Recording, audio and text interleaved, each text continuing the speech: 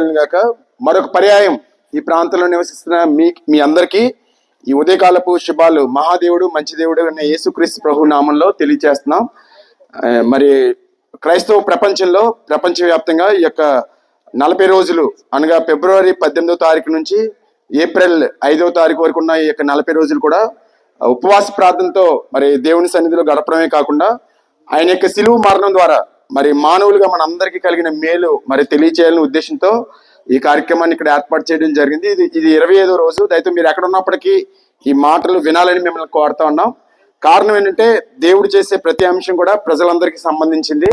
ఆయన కలుగు చేసిన ఆకాశము మనందరిది, ఆయన కలుగు చేసిన భూమి మీద మనందరం ఉంటున్నాం, ఆయన ఇస్తున్న గాలిని మనందరం పీల్చుకుంటున్నాం. ఏ విధంగా అయితే ఈ యొక్క ఆయన చేత చేయబడిన వాటికి కులం మతం లేవో అలాగే దేవునికి కూడా కుల మతాలు లేవు. ఆయన అందరికీ సంబంధించిన వాడు, యేసుక్రీస్తు అందరికీ ప్రభు అని రాయబడింది. కాబట్టి ఈ మాటలు ఏదో కేవలం ఒక వర్గానికి ఒక మతానికి ఒక కులానికి సంబంధించినవి కావు, ఇవి మనందరికీ సంబంధించినవి. ఆ ఉద్దేశంతోనే ఈ మాటలు ఈ రోజు ఉదయకాలంలో మీకు తెలియజేస్తున్నాం. దాంతో వీటి మీద మీరు శ్రద్ధ నిలపాలని ప్రభుపేట కోరుతున్నాం. యేసుక్రీస్తు ప్రభు వారు మరి భూమి మీద జీవించడం లేదా జన్మించడం జీవించడం మరి అద్భుతమైన విషయాలు. అదే సమయంలో ఆయన మరణము మరి చాలా విలక్షణమైనది. ఆయన అందరి వలె ఈ లోకంలో మరణించలేదు. మరి ఆయన మరణించడం వెనుక మానవులుగా మన అందరి యొక్క మేలు దాగి ఉంది. ఏ విధంగా ఆయన మరణము మనకి మేలు అనే విషయాలు ఈ రోజున మీకు తెలియజేస్తా ఉన్నాను. ఈరోజు నీ మాటలు వెంటనే ప్రియమైన సహోదరులరా, ఆయన మరణించి 3వ దినాన మరణాన్ని జయించి తిరిగి లేచి ఆరోహణై మరి తిరిగి ఆయన ఎందుకు విశ్వాసం ఉంచినటువంటి వారిని తీసుకుని వెళ్ళడానికి ఆయన రాబోతున్నారు. మరి ఈ రోజున ఆయన మరణించడం ద్వారా మనకి ఎటువంటి మేలు కలిగినాయి అనే విషయాలు మీకు తెలియచేయడానికి నేను ఇష్టపడతా ఉన్నాను. సాధారణంగా మనందరం కూడా భూమి మీద జీవించే మనందరం కూడా మరి శరీరానికి ఏ విధంగా అయితే వ్యాధి ఉంటుందో, శరీరంతో ఉన్నంతకాలం మనం ఏదో ఒక వ్యాధిని బారిన పడతానే ఉంటాం. ఏ జ్వరం అనో, రొంప, దగ్గు, ఇలా రకరకాల పర్యవసానాలు మనం ఈ శరీరంతో జీవించినంతకాలం మనం మరి కలిగి ఉంటాం. ఏ విధంగా అయితే ఈ శరీరానికి ఈ రకరకాల బలహీనతలు ఉన్నాయో అలాగే మనలో కనబడని ఆత్మకు కూడా బలహీనతలు ఉన్నాయి. ఈ ఆత్మకి కలిగిన బలహీనతలని, శరీరానికి కలిగిన బలహీనతని రోగం అని ఎలా పిలుస్తున్నామో ఆత్మకి కలిగిన బలహీనతని బైబిల్ భాషలో పాపం అని పిలుస్తూ ఉంటాం. ఏ భేదము లేదు, అందరూ పాపం చేసి దేవుడు అనుగ్రహించే ఆ యొక్క నిత్య జీవాన్ని, స్వర్గాన్ని, వైకుంఠాన్ని పొందలేకపోతున్నారని దేవుని వాక్యం చెప్తోంది. ఈ రోజున మానవులుగా మనం ఏ భక్తి చేసినా, ఏ ధర్మాన్ని అవలంబించినా మన అందరి యొక్క ముఖ్యమైన ఉద్దేశం ఏంటంటే ముక్తిని చేరాలి, పరలోకం చేరాలి. మరి పరలోకం, వైకుంఠం వెళ్ళాలని ఆశతోనే మనం అన్ని చేస్తాం. కానీ ఈ పరలోకము, వైకుంఠము, ఈ స్వర్గం అనేది మరి పాపమును బట్టి మనం చేరలేకపోతున్నాం. పాపం వల్ల వచ్చి జీతము మరణం అని రాయబడింది. కాబట్టి ఈ రోజు నీ మాటలు వెంటనే ప్రియమైన సహోదరులరా, మరి ఈ యొక్క మనందరం కూడా నిత్య జీవానికి వెళ్ళడానికి ఆటంకంగా ఉన్న ఈ పాపమును ఎవరు పరిహరించగలరు? ఈ పరిహారము చేయడానికి యేసుక్రీస్తు ప్రభు వారు కల్వరి శిలువలో తన రక్తాన్ని చిందించినట్టుగా మనం ఇప్పుడు చదివిన వాక్య భాగంలో విన్నాం. ఆయన రక్తం వలన అని, యేసుక్రీస్తు ప్రభు వారి రక్తం వలన మనకు విమోచనము అనగా అపరాధములకు క్షమాపణ కలిగినదని రాయబడింది. ఈరోజు మీ మాటలు వెంటనే ప్రియమైన సహోదరులరా, మనం చేసే సొంత ప్రయత్నాల ద్వారా మన పాపములకు క్షమాపణ కలగదు. మనం చేసే నీతి కార్యక్రమాల ద్వారా మన పాపములకు క్షమాపణ కలగదు. కానీ మరి దేవుడే మనందరి కొరకు మరి తన విలువైన ప్రాణాన్ని, విలువైన రక్తాన్ని మన కొరకు చిందించి ఆయన రక్తము వలన మనందరికి పాప క్షమాపణ దేవుడు అనుగ్రహిస్తున్నాడు. దయతో ఈ మాటలు వెంటనే మీరు ఆలోచన చేయండి. ఒక బురదలోకి కూరుకుపోయిన వ్యక్తి తన సొంత ప్రయత్నాల ద్వారా బురదలో నుంచి బయటికి రాలేడు. ఎంత ఎక్కువగా ప్రయత్నం చేస్తే అంత లోపలికి వెళ్ళిపోతాడు. అలాగే ఈ పాపం అనే ఊపి కూడా అలాంటిదే. మన సొంత ప్రయత్నాల ద్వారా మనం బయటికి రాలేం. కానీ ఈ యొక్క పాపము కొరకు మరి ఖైదనంగా యేసు ప్రభు వారు తన రక్తాన్ని సిలువలో చిందించారు. రక్తము చిందింపబడకుండా పాప క్షమాపణ లేదా పాప పరిహారం కలగదని దేవుని వాక్యంలో రాయబడింది. అలాగే మన దేశంలో కూడా రాయబడిన మాటల్లో సర్వపాప పరిహారం, రక్త ప్రోక్షణం ఆవశ్యకం, తద్రక్తం పరమాత్మైన పుణ్యదాన బలియాగం అని మనం వింటూ ఉంటాం. కాబట్టి పాప పరిహారం జరగాలంటే పరిశుద్ధమైన రక్తం చిందించబడాలి. ఈ పరిశుద్ధమైన రక్తాన్ని చిందించడానికే పరిశుద్ధులైన దేవుడు రక్తమాంసములు ధరించుకొని, ఆత్మస్వరూపి అయిన ఆ దేవుడు రక్తమాంసములు ధరించుకొని యేసుక్రీస్తు అనే పేరుతో ఈ లోకంలోనికి అవతరించి మనందరి కొరకు ఆ యొక్క క్రైదనంగా ఆయన తన రక్తాన్ని చిందించారు. కాబట్టి యేసు ప్రభు వారి శిలువ మరణం ద్వారా చిందించబడిన రక్తం మరి మనందరి పాపములకు పరిహారంగా చిందించబడింది. కాబట్టి ఆయన మరణించింది మనందరి కొరకు ఆయన కలువరి శిలువలో మరణించారు. రెండవదిగా ఈ యొక్క మరి పాప పరిహారం పొందిన తర్వాత మనం పరిశుద్ధమైన జీవితాన్ని జీవించవలసినటువంటి వారమే ఉన్నాం.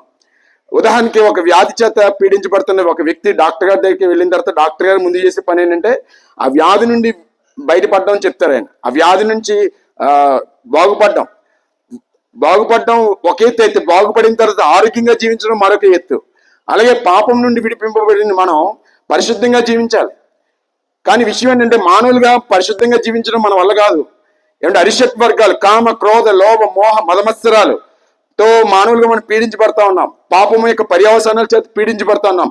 కాబట్టి పాప పరిహారం ఇవ్వడమే కాకుండా పరిశుద్ధతను కూడా యేసుక్రీస్తు ప్రభువు రక్తం ద్వారా మనం పొందుతా ఉన్నాం. హెబ్రీయులకు రాసిన పత్రిక 13:12 యేసు తన రక్తం చేత ప్రజలను పరిశుద్ధపరచుటకై మరి శ్రమ పొందిన రాయబడింది. కాబట్టి యేసుక్రీస్తు ప్రభు వారు తన స్వరక్తం చేత, తన సొంత రక్తం చేత మనం పరిశుద్ధంగా జీవించే శక్తిని కూడా మనకు అనుగ్రహిస్తూ ఉన్నారు. కాబట్టి ఈ రోజున పాప క్షమాపణ మనందరికీ అవసరం. రెండవది పరిశుద్ధంగా జీవించడం కూడా మనందరికీ అవసరం. ఎవరైతే ఈ పాప క్షమాపణ పొంది పరిశుద్ధంగా జీవిస్తారో వారే నిత్య జీవాన్ని స్వతంత్రించుకుంటారు. ఇవి మన శక్తి వల్ల కానీ మన బలం వల్ల కానీ మనం చేయలేం. మన ధనం వల్ల కానీ మనం అవలంబించే మతం వల్ల కానీ ఈ యొక్క పాప క్షమాపణ పొందలేం, పరిశుద్ధంగా కూడా జీవించలేం.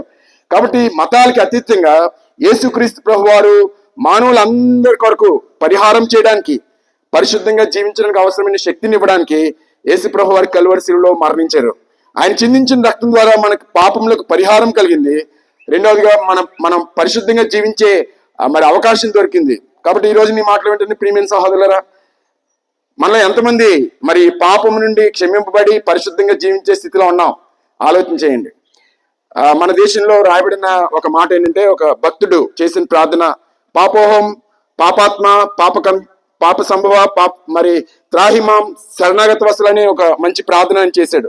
అనగా నేను పాపమైనాను, నా ఆత్మ పాపమైనది, పాపమే జరుగుతుంది, కృపగల దేవుడా నన్ను రక్షించని ప్రార్థన చేశాడు.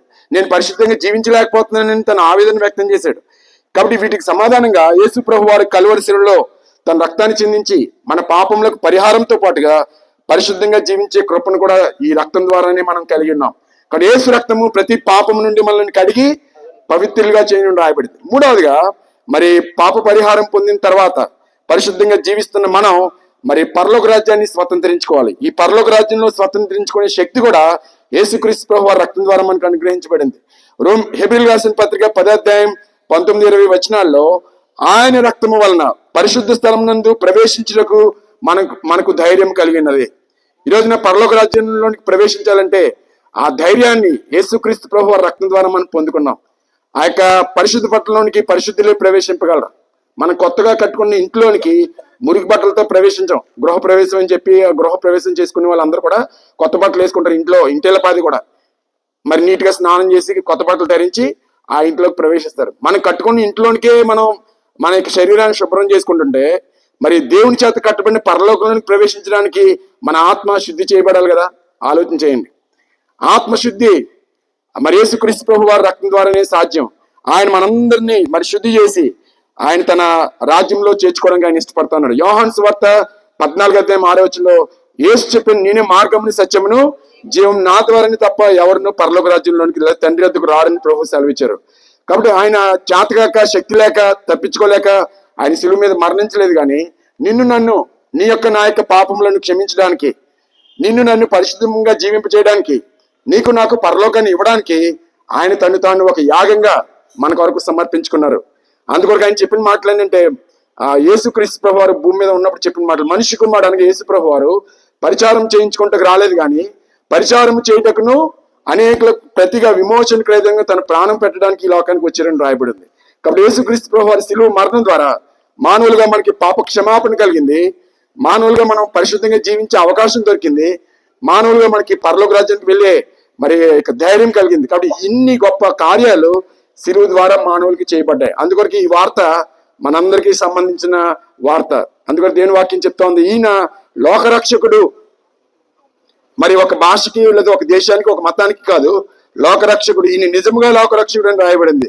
నశించిన దాన్ని వెతికి రక్షించడానికి యేసుక్రీస్తు ప్రభు వారు ఈ లోకంలోనికి వచ్చాను. ఈరోజు ఈ ఉదయకాల సమయంలో ఈ వర్తమానం మీకు అందుతూ ఉంది. మరి ఆలోచించి వివేచించి తగిన నిర్ణయాన్ని మీరే తీసుకోవాలి. యేసు ప్రభువుని నీ నోటితో ఒప్పుకుంటే నువ్వు రక్షింపబడతావు అని రాయబడింది.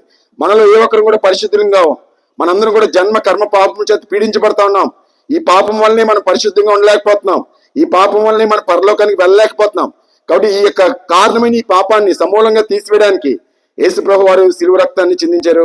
ఎవరైతే ఈ విషయాన్ని నమ్ముతారో, విశ్వసిస్తారో, అంగీకరిస్తారో వాళ్ళందరికీ కూడా రక్షణ ఉచితంగా ఇవ్వబడతా ఉంది.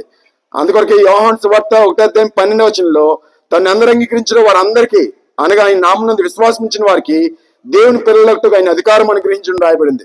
కాబట్టి ఈ అధికారాన్ని దయతో మేము ఉపయోగించుకున్నాం, మీరు కూడా ఉపయోగించుకోవాలని ఈ వర్తమానాన్ని మీకు తెలియజేస్తున్నాం.